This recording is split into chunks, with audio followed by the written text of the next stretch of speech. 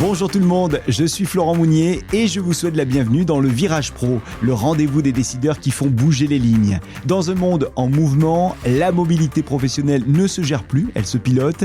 Le Virage Pro décrypte pour vous les enjeux du secteur, de l'optimisation des coûts à la digitalisation des réservations. Bienvenue dans le Virage Pro.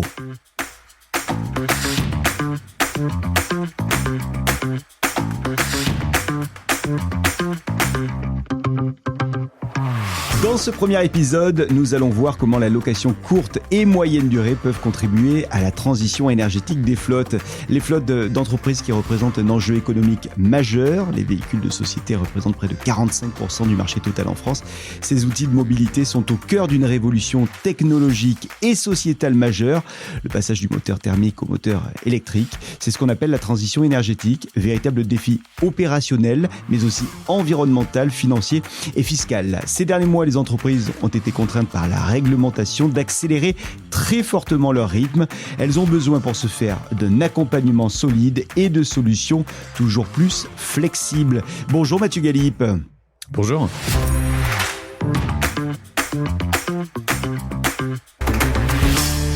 Vous êtes directeur commercial et marketing chez Europcar. Je pense qu'on va beaucoup parler de véhicules verts. Déjà, première question, c'est quoi un véhicule vert en fait ? Qu'est-ce qu'on appelle un véhicule vert ?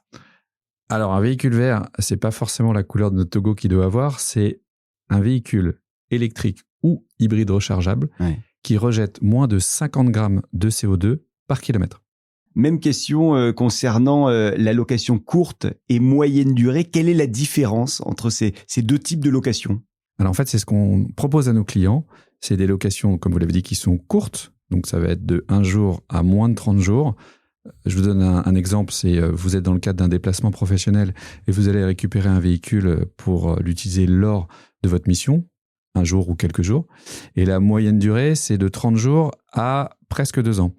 Donc ça, c'est des cas d'usage qui sont un petit peu différents. On va se positionner sur des renforts d'activité. On va se positionner évidemment dans le cadre de cette transition électrique vers l'accompagnement d'entreprises pour qu'elles testent, elles essayent ou elles mettent à disposition des véhicules verts justement pour leurs collaborateurs. Et c'est bien là notre force parce que contrairement à d'autres de nos confrères qui sont sur des durées de détention plus longues, 36 mois, 48 mois, voire 60 mois, en fait, avec la complexité réglementaire qui est présente et qui va arriver, ça enferme certaines entreprises dans des décisions qu'elles peuvent regretter. Et avec une possibilité de louer de la moyenne durée, forcément, vous êtes beaucoup plus souple et agile. Mathieu Galip, je le disais, vous êtes directeur commercial et marketing chez Europcar. En quoi cette fonction vous place finalement au cœur de cette transition énergétique des flottes ?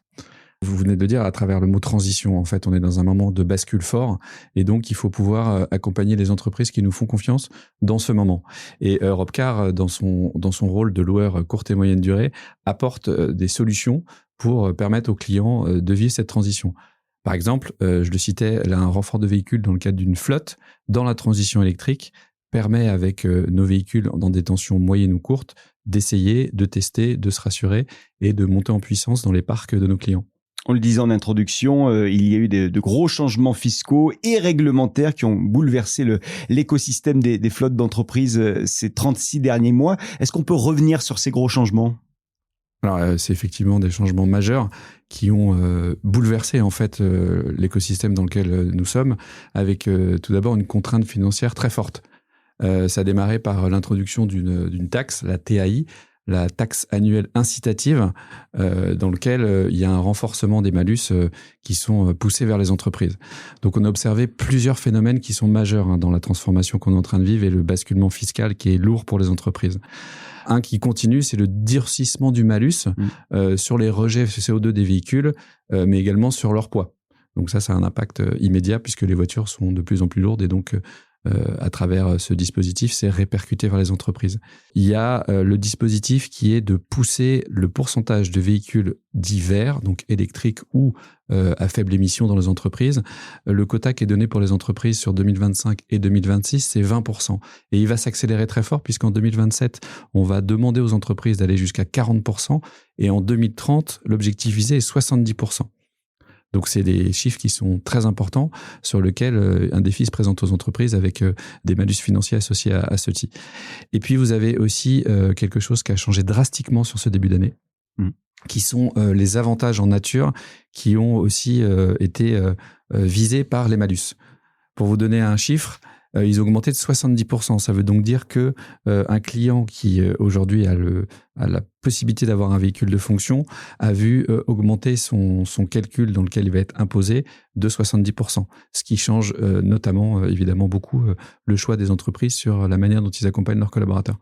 Alors ces réformes, elles génèrent évidemment pour les flottes d'entreprises qui ne sont pas prêtes une forte inflation des coûts à partir de notre année 2026.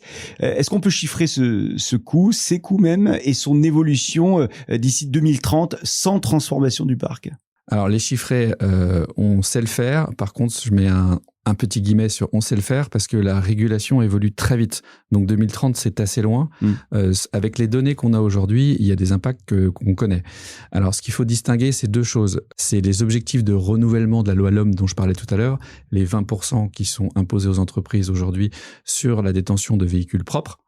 Et aussi, ce qu'il faut regarder, c'est l'évolution des pénalités qui vont doubler entre cette année et l'année prochaine. Les pénalités donc vont viser les entreprises qui ne respecteraient pas ces quotas. Et donc là, on est sur des amendes qui sont très fortes parce qu'elles vont jusqu'à 4 000 € par véhicule. Donc vous imaginez une entreprise qui a 100 véhicules, si elle ne respecte pas cette règle du jeu, parce que c'est une règle du jeu sur laquelle il faut respecter, elle va avoir des taxes en dizaines de cas euros. Donc c'est essentiel de se poser sur le sujet. Vous soulignez la nécessité pour les flottes d'accélérer la transition vers l'électrique. Comment est-ce que la location courte et la location moyenne durée permettent d'accompagner les collaborateurs dans leur passage à l'électrique ? Alors je voudrais d'abord rappeler un chiffre ici qui est important à connaître, c'est que la distance moyenne qui est faite par un collaborateur lorsqu'il va de chez lui à son lieu professionnel est autour de 20 km. Donc la barrière, je vais l'appeler psychologique, de la distance est gommée par ce chiffre. Ensuite, ce qu'il faut aussi comprendre, c'est que dans notre métier, on a un système d'accompagnement de nos clients qui permet de leur expliquer le fonctionnement d'un véhicule électrique. On a monté un certain nombre d'offres qui permettent d'inclure lors d'une location d'un véhicule électrique, c'est un partenariat qu'on a structuré avec Electra, qui permet d'avoir la recharge avec un montant fixe lors de la location. Donc ça permet de gommer en fait cet effet d'investissement sur une recharge électrique. Et enfin, comme je vous l'ai dit, et c'est surtout ça qui est également important, comme la régulation et la réglementation évoluent très vite, pour un gestionnaire de parc, se projeter à 3, 5 ans et 2030, c'est loin. Et donc quand vous faites un certain nombre de projections, travailler avec Europcar qui propose de la courte et de la moyenne durée, ça permet évidemment d'avoir, des détentions beaucoup plus courtes et sans s'enfermer dans une durée qui serait complexe à gérer par nos clients. Donc instabilité réglementaire, c'est ça dont vous parlez. Comment est-ce que la location courte et moyenne durée permettent de répondre à cette instabilité ? Alors je viens de le dire, d'une part, à travers une détention plus courte que sur des investissements qui peuvent être soit totalement détenus, parce que si un client achète un véhicule, très bien, il l'a dans sa flotte, mais maintenant il faut qu'il l'utilise. Et si la réglementation change, il est entre guillemets piégé par rapport à son investissement. Donc avoir cette souplesse avec les durées de contrat que nous avons, ça permet de jouer sur ce critère-là. Vous avez également le fait que depuis le 1er mars 2025, l'ensemble de la profession des loueurs est comptabilisé dans le pourcentage d'électrification imposé par les lois. Ça veut dire que plus vous avez de collaborateurs qui vont louer des véhicules électriques, plus finalement vous allez rentrer les kilomètres dans l'assiette de calcul qui va être faite en fin d'année. Donc ça, c'est un avantage qui est évidemment fort. Et un autre, je parlais tout à l'heure du risque lorsque vous investissez sur un véhicule qui est le vôtre. En fait, en louant une voiture, vous retournez le risque vers le loueur, puisque finalement, c'est le loueur qui va assumer ce risque auprès de la dépréciation du véhicule et c'est pas vous, entreprise, qui avez ce risque-là. J'aimerais qu'on revienne sur la réforme de 2025 qui intègre la location courte et moyenne durée dans la trajectoire d'électrification des parcs. Est-ce que vous pouvez nous en dire un petit peu plus ? Alors, c'est effectivement depuis le 1er mars que cette réglementation a profondément évolué. Ce que ça change, c'est que notre métier, donc la location courte et moyenne durée, à travers les véhicules électriques et hybrides rechargeables, est désormais comptabilisé dans le calcul du verdissement des flottes des entreprises de plus de 100 véhicules.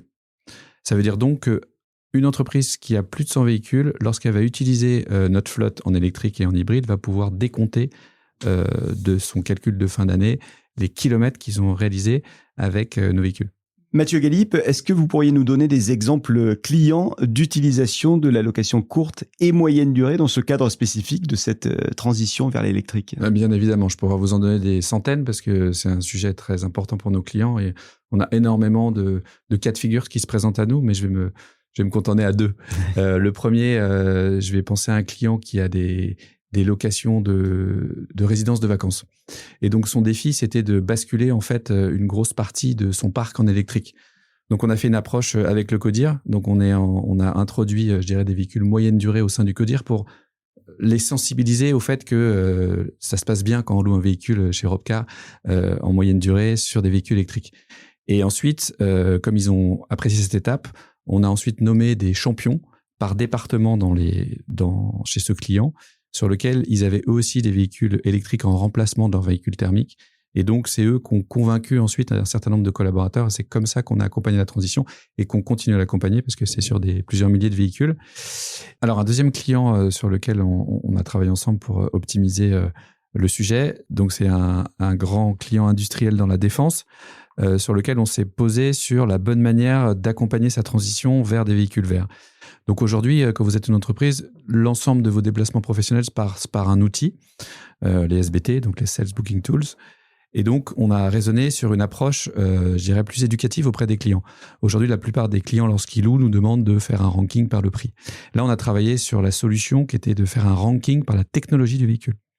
Et donc, on a fait des classements permettant de repérer dans l'outil où étaient les véhicules verts proposés par Europcar et que ça remonte directement dans un des critères demandés par le client. Donc ça permettait évidemment d'élever le nombre de locations puisque les clients retrouvaient rapidement à travers l'outil. Et la seconde chose qu'on a faite dans l'accompagnement qu'on propose, c'est au sein de nos agences, les collaborateurs de cette entreprise qui arrivaient au comptoir et qui n'avaient pas de réservé de véhicules électriques se voyaient proposer la location en véhicule électrique. Donc, on avait donné des consignes à nos collaborateurs au sein de nos stations pour qu'ils puissent aussi accompagner cette transition. Donc, grâce à ces deux leviers qu'on a mis en place, on a réussi à aller chercher l'objectif qu'on s'était assigné ensemble, c'est-à-dire multiplier par 2 l'usage de véhicules électriques au sein de cette entreprise. Et on ne va pas s'arrêter là parce qu'on va continuer pour optimiser encore plus ce qu'on a réussi à faire jusqu'à aujourd'hui. Fin de ce premier épisode du Virage Pro. Alors pour ce podcast, on vous laisse régulièrement plein d'informations qui sont téléchargeables dans le lien qu'on vous met sur la description de cet épisode. Là, en l'occurrence, on vous a laissé pour ce premier épisode l'infographie sur la fiscalité des flottes à télécharger donc dans la description de l'épisode. Merci Mathieu Galip. Je rappelle que vous êtes directeur commercial et marketing chez Europcar France. Merci. Au revoir. Dans le deuxième épisode, on va s'intéresser à l'écosystème électrique. À très vite dans le Virage Pro.